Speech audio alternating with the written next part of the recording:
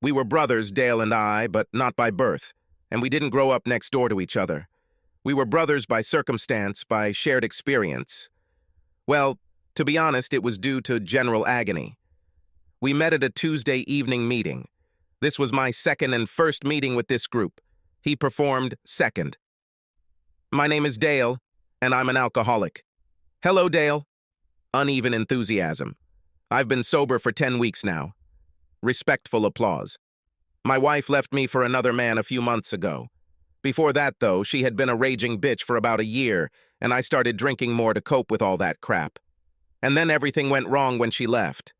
I saw no reason not to drink. From drinking, I just went numb. Until I lost my job and my boss did me a favor by telling me I was a bastard and I was giving my wife too much power. She was a bitch, of course, but I shouldn't have let her get me into that state. It took me a while, but I finally found a way to get out of the bottle. And since then, I've been living one day at a time. Thank you. He sat up and rubbed his chin, which was halfway between clean-shaven and bearded. His eyes were red but not cloudy, and there was a haunted look in them. Wary. It was as if he was watching where the next blow would come from, ready to dodge and run. Anything to avoid getting hit in the solar plexus with another baseball bat.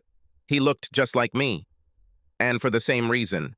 I approached him when the meeting ended. He was talking to another guy, and they shook hands grimly just as I approached. I extended my hand. My name is Teddy. Your story is terribly familiar to me. Dale took my hand and squeezed it with some force. I answered him the same. We looked into each other's eyes, nodding slightly. No intimidation, just respect for those who taught us to shake hands. Sorry to hear this. We decided to drink real coffee instead of the weak crap they served at the meeting. When you don't drink, there's nothing to do in the evening except drink coffee. It saved us both from going home and staring at the walls, though, so that was great. Latte? Is it true? Sue me, Dale said. I like it. Denny's was almost empty, so we had plenty of privacy. My wife left me too.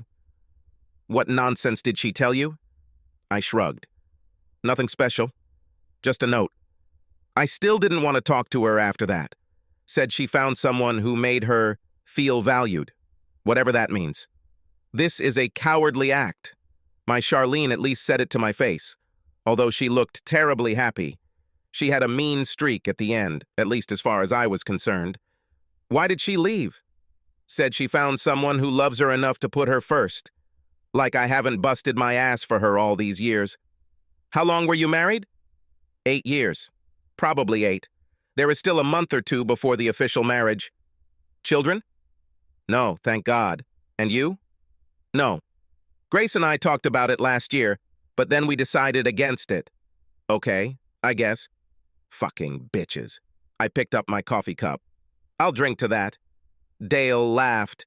At least that's what I think. It was a sharp bark, short, maybe a little angry, maybe even more than a little. Damn, bitch. Perhaps he needs a wider vocabulary. We sipped in silence for a couple of moments. Does it get easier? Dale shrugged. Not really. She's the trash that tore my heart out and threw me away, and I still think about her. I hope she comes back. And then I hope that she will never cross the threshold of my house again. It's all annoying. Yes. I took another sip. The coffee was hot, endless, and bitter. So is the mood, I suppose. Have you completed the documents? He asked. Yes. Well, she did. I think she wanted to be free for her new man. Did she take your things? No, she didn't have much, and what she wanted most was quickly. And you? Divided everything in half. It took some time before we could be polite enough to do this. We sat in silence again. Baseball fan? He finally asked. Yes. Twins, unfortunately. Me too. There are tickets for Saturday. Interesting? Certainly. The Twins won for a change, and when he wasn't talking about his soon-to-be ex-wife, Dale was a fun guy. His remarks about his marriage could also be funny, I suppose, but for me they hit too close to home. It turned out that we were both ice fishing. We also liked country music, maybe because we each lived for a sad country song. A few nights after the game, we were drinking Diet Pepsi at a tavern with a pretty decent hard-driving Roadhouse blues band. It wasn't ice fishing season, but the following weekend, he invited me to go fishing with a couple of his other buddies who had a boat. Diet Right Cola doesn't taste as good as beer when you're at the lake, but you don't get a hangover, so maybe it's a fair trade-off. Grace ruined my life, and whenever I was alone, I obsessively thought about her leaving my life. It didn't stop when I met Dale, but I was spending a lot less time alone, so I just didn't think about her as much as I used to. Dale seemed to have adopted me, and I really needed someone else who didn't care about my past life. He was, de facto, an older brother. He organized outings and had a wide circle of friends, acquaintances, and co-workers who liked to do things with him. He was an interesting guy, confident in his desires and purposeful in his actions. I don't think he ever doubted himself, but we all knew one thing. Dale's ex, Charlene, was done with him, and when he got a bite in his mouth on this topic, he really went crazy. If she wanted a bright asshole with a Mercedes, then why did she marry me? A fucking bitch. That's what she was in the end. She left me for some richer guy. Bitch digging for gold. Nothing was good enough for her. I learned early on to keep my mouth shut when he started talking about Charlene, like everyone else. Talking about her drove him crazy, so sometimes silence allowed him to shorten his tirade. But usually no. He created an impressive monologue through simple repetition. Do you think I ignored her? Left her alone at night? We stopped asking questions, so Dale took charge. No, damn it. I quit my bowling leagues when I got engaged to her. I have never stayed overnight to fish. No more than one game a month, and half the time I asked her to come too. At first she agreed, then she stopped. Never said why. Did I drink too much? Then no. One beer after work was my limit. Maybe a couple if the game was good. And I always got home in time to get some things done before dinner so we could watch TV after. And I took care of her in the bedroom, too. She didn't complain. She didn't scream. But she seemed to enjoy lying on the bed with me. At first, we did this 4 or 5 times a week, then a little less often, and towards the end, once a week, maybe twice if my birthday didn't fall on a Saturday. He was completely devoted to Charlene, but for some reason she stopped loving him. One of the guys from his high school once asked him how long she had been cheating on him. Dale responded in his saddest voice. I have no idea. I never let her tell me. I stopped talking and listening to her as soon as she said she wanted a divorce. I never saw her again without her lawyers. I understood perfectly well how he felt, but after a while, I began to feel uneasy listening to him. I really liked this guy, and after living my version of his life, I felt guilty towards him. Plus, I owed him for accepting my sorry ass when no one else would. But Charlene wasn't going to come back, and at some point, you just have to say screw it and move on. Of course, this was easier said than done, but he was thin, had a little pot belly, had all his hair and teeth, and had a good job. Many women would have been happy to have him, but he insisted on picking at the scab, so his wound was always red. Maybe I did the same. I didn't think so because I hated thinking about Grace, but I couldn't stop thinking about Grace. And when I did, everything was black. It was probably the rejection that gutted me. She was perfect. There was no supermodel for me. Grace had meat on her bones. She was lively and laughed constantly, often at me. She was smart, and when she lost her temper, I learned to hang in there until she got over it. She never read anything, but she listened to podcasts all day long if she could, so she knew a ton of crap about everything. I used to love her. I thought about her at work and smiled. I couldn't wait to get home to her. And when she said that, she loved me, well, there is no better feeling in the world than reciprocal love. I couldn't understand how the woman who had chosen me over everyone else could turn around and choose someone else, especially after she said she loved me. I thought that made me better than everyone else, at least to her. How can it happen that you fall out of love? After 3 years, I couldn't change that much. I completely understood Dale's feelings for Charlene. I lived for Grace and she just threw me aside. If refusal after refusal confused me, then betrayal infuriated me. My father always said that you need to finish one thing before starting another. Good advice. Grace never understood him, or at least didn't listen to him. The fact that she could act so cruelly to someone she claimed to love basically said that she didn't really love me, and that was very painful. And I was very angry that she desecrated our home with her betrayal. This was our shared place, a sanctuary that represented our marriage, our shared refuge from a big, indifferent world, and she brought someone else there. The first time I saw her was at a barbecue that one of Dale's friends was throwing. Dale was the unquestioned leader of our group of guys, but he had one unbreakable rule. Only guys. No women, never. But not all dudes were as intolerant of women as Dale, so Cal invited us all to his place on Saturday. He had beer and enough potato salad to feed us all for the rest of the month. But we had to bring our own meat to grill, a plate, and anything else we wanted to drink. Dale, of course, didn't come, but almost everyone else did. Some, even with dates. Cal and his girlfriend, Sammy, invited about 3 dozen people, so there was quite a crowd. I recovered a little after meeting Daly, but Grace destroyed my self-confidence, along with the rest of the pain she caused, so I was content to just sit in my chair and stare at women. I wasn't open about it, but there was no way I was going to talk to them. I mean, if you're a regular guy, maybe 10 pounds overweight, decently coordinated, but never a starter on your high school sports team, and LeBron James shows up on the playground, well, you'd be an idiot to call him out, right? So I sat with my Diet Dr. Pepper and watched the women until one of them looked at me. Then I turned away. The problem is that I only have 2 eyes and they work together, so I didn't notice how it went in from the side. "Well, aren't you shy?" said a soft but confident voice to my right. She had a bit of a southern accent. I've never been shy, but that voice scared me so much that I dropped the can of drink and it splashed all over my feet and flip-flops. A soft voice began to laugh, but it was not an angry laugh, just a cheerful laugh. Then she put her tiny hand on my arm, squeezed it tightly and said, "Sorry, I didn't mean to scare you." She was thin, and if she reached 5 feet tall, it was only thanks to the thick blonde hair on her head. Her eyes were huge, her breasts were small, and my own ass was much larger and rounder than hers. But her face was beautiful, and those sparkling white teeth in 2 perfect rows. Well, they blinded me, and I just felt warm. Her bare feet were as graceful as her hands, and while they were beautiful, they were also functional, with a hint of calluses on the soles. There was no polish on her nails, and her only jewelry was a pair of gold pins in each ear and one thin gold chain around her neck, with a small pendant. I stuttered a little, and then just gave up and shrugged. She laughed again. I liked it when she laughed. "Can I get you a new soda?"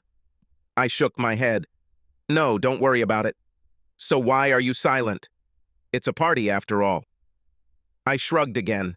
I have never been relaxed, and now I still have no practice. "Nothing to say, probably." "Everyone has something to say. What is your name?"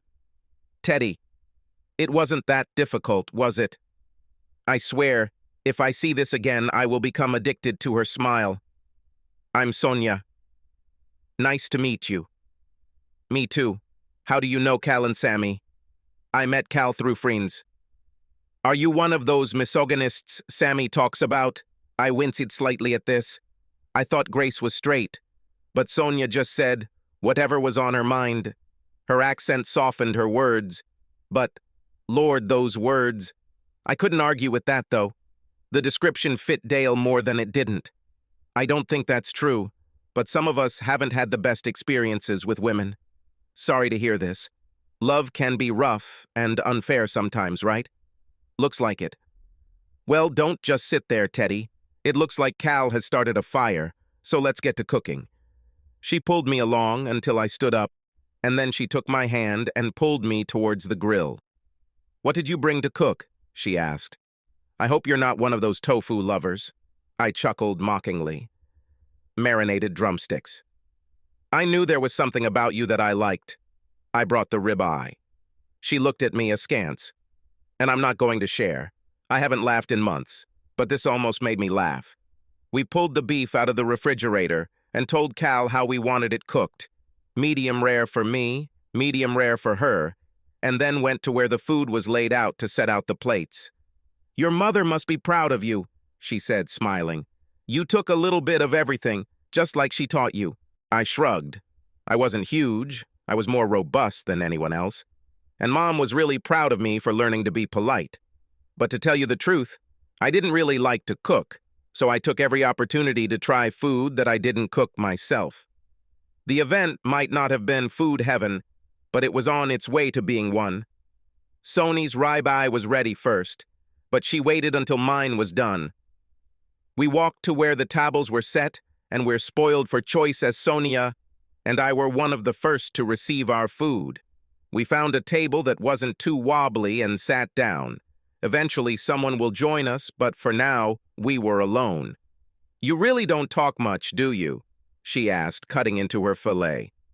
"I'm not very interested." "And you're not very good at flirting either."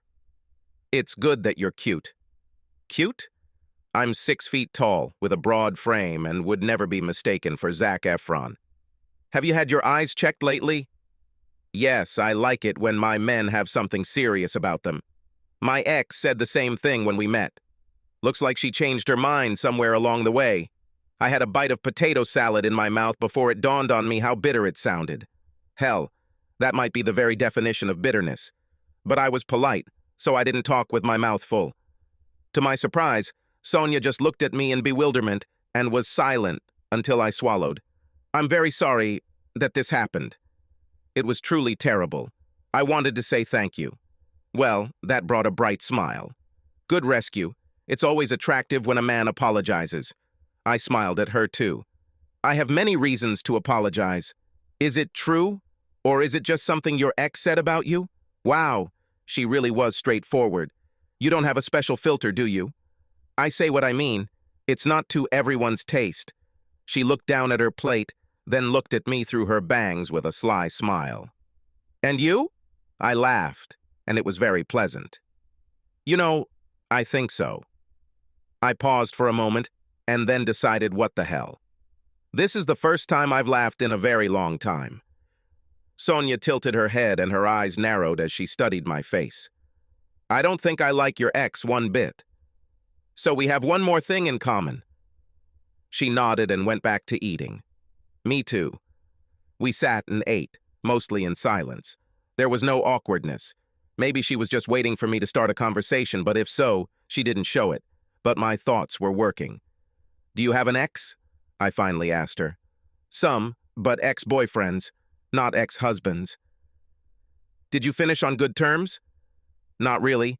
I don't hate them, but I'm not going to lift a finger for them anymore." I nodded. "I think I really hate my ex-wife." "Why?" "She cheated on me. She even brought him to our bed. This was supposed to be our place, and ours alone. That's pretty low." Yes, we fell silent again. It's strange how I could be with Sonya and feel calm. She didn't scare me like other women. I'm not sure why I spoke again. "I don't know why she did that. Not just because of our bedroom. I mean it all. Why did she decide that I was no longer enough? Why did she go looking for a new man? Why didn't she love me anymore? She's a stupid bitch, that's why." There was a lot of poison in Sonya's voice. But then he softened, and she reached out and squeezed my forearm. Her hands were small, but her grip was strong. "But she freed you to be with someone who appreciates you, so maybe there's a silver lining to that." I've tried to tell myself the same thing many times since Grace left me the note, but I never could. But when Sonya said this, my emotions changed and I was able to see it a little better. It was nice. "Thank you. I appreciate it. Let's stop talking about her. What do you do at work?" We chatted like all normal people do when they get to know each other. She teased me often, but it wasn't like when Grace teased me. Grace would say things that made me think she meant it, and on occasions when I felt offended, she would say that I was just thin-skinned and couldn't take a joke. Sonya was saying something, and maybe it was her accent or her knowing smile, but it seemed obvious that she really thought I was okay. She was witty, but not unkind. In fact, she was generous in her interactions with me. Sonya said exactly what she wanted, without embellishment, but also without meanness. While talking with her, I felt warmth and comfort. I believed what she said, and I liked it. Sonya was an office manager in a medical practice. There were 5 doctors, 3 nurses, a couple of assistant nurses, and a secretary, and she made sure they were all organized. I had no doubt that they did what she told them. She might be small, thin, with a soft southern accent, but I could tell that every inch of her spine was hardened steel. I suspected that even doctors obeyed her. When everyone left, Sonya asked for my phone number and then called me on my phone so that I would have her number too. She also took a photo of me to attach to my contact information. She showed it to me. My eyes were closed, and I was saying something while she was filming. "You should make another one." I sounded whiny, even to myself. Sonya laughed. "I'll make a new one the next time I see you." I don't know if she was smart or a masochist, but I took the bait anyway. "Have you ever been to Linde's? I know you love steak." "No." "Is it delicious there?" "The best." "What evening are you free this week?" "Depends on what else is on your mind. I work early in the morning, Monday to Friday. How about Saturday?" And just like that, I had a date, which made Dale very angry. We were at our weekly bowling night. We weren't in any league, but with a dozen guys, give or take, we could bowl as teams in any combination. We had all the fun without having to play the same guys every week. As usual, Dale organized us. Twins Orioles on Saturday night. Who agrees? Most of the guys raised their hands. Jan and Jadi had family affairs, and Pete's brother gave a concert in a wine bar. Dale gave the 3 guys a little rant about their previous commitments and then turned to me. "What's holding you back, Theodore?" He started calling me that because he thought Teddy sounded too juvenile. I didn't care whether it was true or not, but if it made him happy, then it didn't bother me. "I met someone at Cal's party. We are dating." Dale was silent for a moment, but the dark cloud that engulfed his face said it all. "Learned nothing from Grace, huh?" It annoyed the crap out of me, but Dale supported me 100% in many ways, so I got over it. I shrugged. I realized that Grace didn't love me as much as she said she did. I'm not sure how this will affect Sonya. I can't trust a woman. That's what it reflects. I hate to see you acting like this. I shrugged again. I think we'll see. It's just a first date. It all starts with the first date. I said nothing. He was like an older brother to me, and I knew he was just looking out for me, but he allowed his fears to invade my life. He didn't know Sonya. Never even met her, as far as I know. So although I respected him, I didn't pay attention to him. He didn't care either, but I knew it bothered him, and part of me felt like I was betraying him. After all, we were in the same boat, on a good ship. He just didn't want to disembark. I completely forgot about him when I picked Sonya up on Saturday. I was dressed appropriately, which meant black jeans, a white button-down shirt, and a black and white sports jacket. I even shaved. But Sonya was just a vision. I can't describe her hairstyle, but it was amazing. She pulled them back, but they still framed her face, but high up, so the first thing you noticed were her eyes. Those incredible, amazing, honest, warm, huge, brown eyes. I'm sure she had makeup on, but I couldn't tell. And that smile of hers made my thoughts wander into the distance until a slight giggle brought me back, stuttering and completely stunned. "Thank you," she said, her face beaming. I've never had a better compliment. I said nothing. "You didn't need to." I didn't know how to answer her, so I didn't answer. I reached out my hand, and she took it. And even as her fingers intertwined gently with mine, I felt the strength of her grip. I had no doubt that she could kick my ass. Hell, maybe even really. I was twice as big and a quarter as hard, and she was pure steel. Lindy's was the same as it always was. Great. None of that charred sea bass on a bed of dandelions and summer corn. What kind of corn grows in winter? Lindy's will serve you steak cooked the way you want it, with potatoes, salad, and garlic bread. And this is the menu. The establishment looks like a nice tavern or restaurant club, with plenty of wood paneling and sturdy tables and chairs. No glass, chrome, or recessed lighting. What you see is exactly what you get. So it was with Sonya. She was not vindictive or grumpy, gossipy or touchy, but when I asked her a question, she always answered without trying to evade or brush it off. If you had a problem with what she was saying, that was it. It was you who had the problem, not her. If you don't want to know the answer, then don't ask. So, what do you love more than anything in the world? She asked me after we ordered. It's complicated. I like fishing. I like sports. Mostly, I think I like doing things with people. It doesn't really matter what it is. What did you do with your ex? In the end, not very much. When we were dating, she always liked to go to ball games, movies, or the fair, but then she stopped doing what I suggested, and she didn't suggest anything else other than watching TV. So that's pretty much all we did. It's a pity. This is her loss. What do you like to do? Basically, I'm a homebody. I love going out like we are now, but there is so much to do around the house. And I like puzzles when I'm alone, Netflix when I have guests, and games when there are more of us. Do you listen to podcasts? Only when I need to drive longer than 45 minutes. I don't like to stop when I start something. I'm reaching the end. And what? It was my ex's favorite thing to do. I'll never listen again. I laughed at this, and Sonya gave me a devilish smile. Sonya loved to laugh, and she really enjoyed teasing me.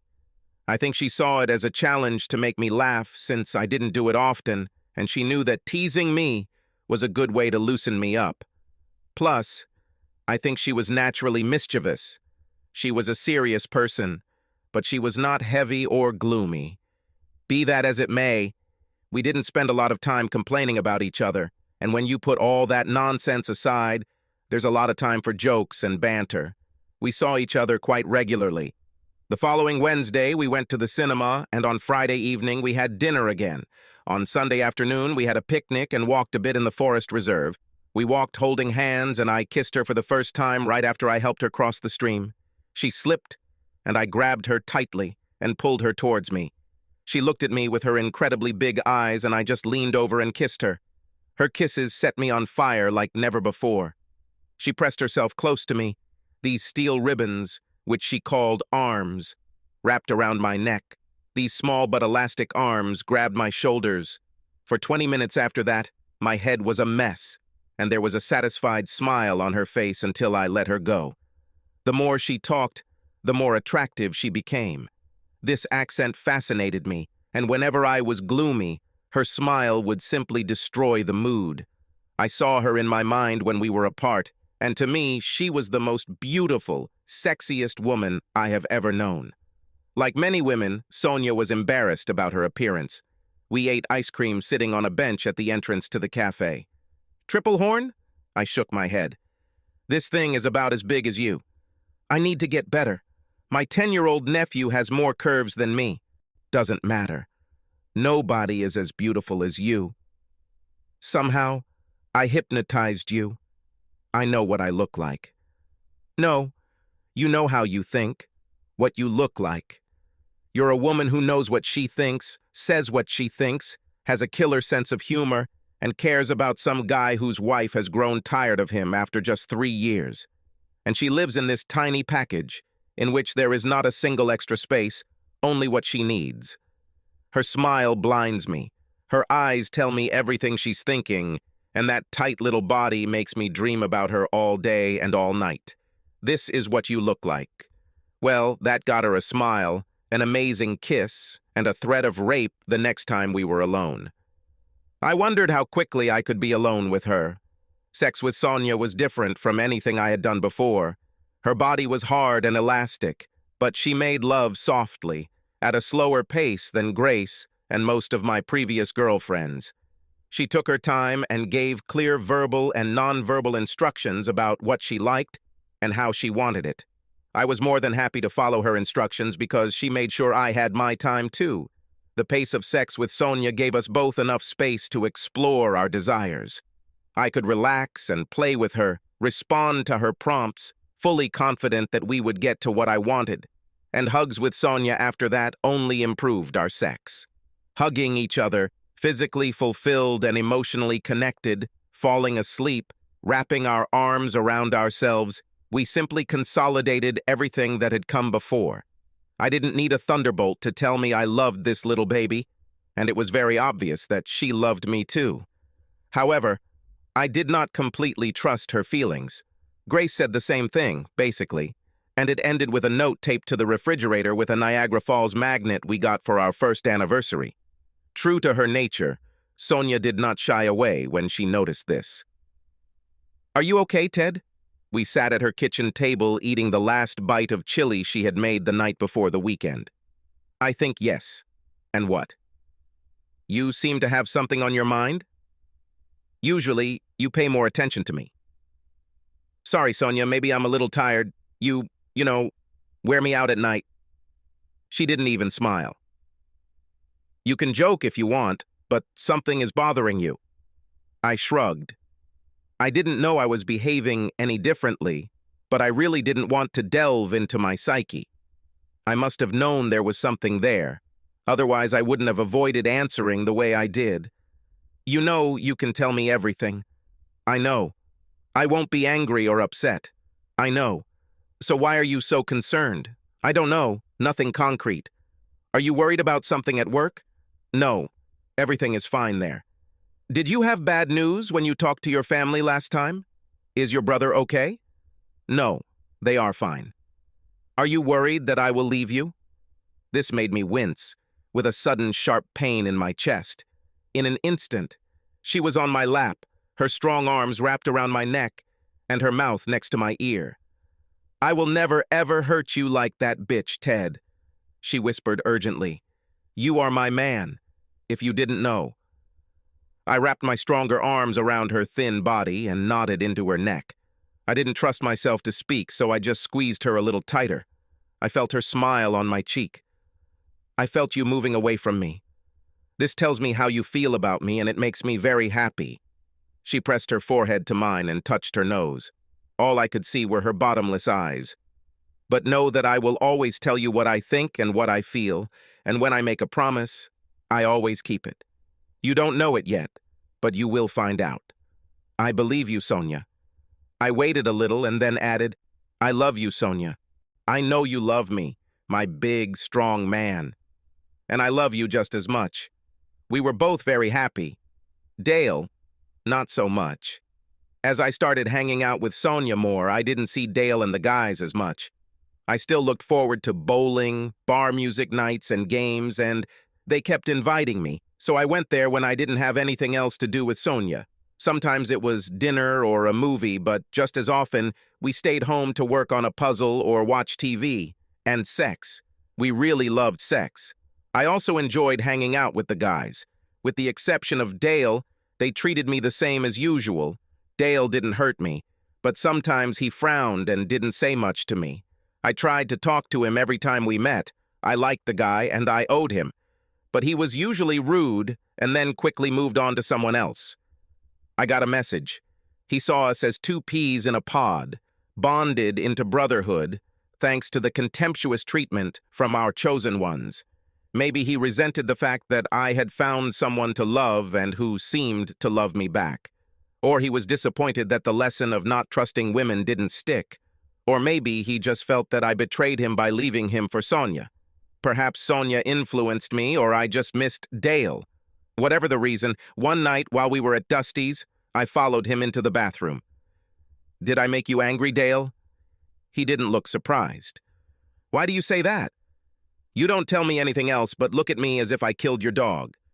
"I do not have a dog. I actually hate those whining bastards." "Then why is the shoulder so cold?" He shrugged. "I think you screwed up. I don't want to be there when you're down again. This will remind me of Charlene. Do you think that every woman will do bad things to you? This is my experience. I think Sonya is different. I hope you're right, but I won't bet on it. You have 40 to 50 years to live, Dale. Are you going to be alone all this time? At work, I'm around people all day, and there are only 1 or 2 evenings a month when I don't communicate with friends. This is hardly loneliness. You know what I mean? He shrugged again. I'm not bored. There is no woman worth such a risk. And here it is. I hated to see it, but I felt its truth. Love requires vulnerability, and he was so burned by Charlene that he would never, ever let anyone that close again. There will always be many friends in his life, but he will never let anyone inside his heart. I was sad for him, but I understood it, and I wanted the best for him, given his choice. Okay, I nodded to emphasize my agreement with his choice. But I have another hope. He looked me in the eye again, then smiled faintly. Fine. I entered Sonya's cottage using the key she gave me. I tried to be quiet, but it was dark, and I'm not the most graceful guy. Is that you, honey? She called from behind. Yes. Everything is fine? Now that I knew she was awake, I turned on the light in the hallway, which made the path to her bedroom much easier and much safer. I quickly stripped down to my boxers and then slid under her blanket. I pulled her towards me and pressed her to my chest. She didn't resist and put her leg on my thighs. Everything is fine, I said quietly. I took a deep breath, in and then out, and did it again, and then again, until I finally calmed down. I kissed the top of her head and felt Sonya's smile on my chest. Sonya? I don't think you know how much you've changed my life. I didn't recognize myself from the moment I first met you. I'm probably the happiest guy in the world. I did not do anything. I love you, Ted. I know you love me. And your love not only restored me, it saved me from so much sorrow and pain. You make me so happy. That's what love is, honey. Well, you found me at the perfect time. I never want to be left without you, Sonya.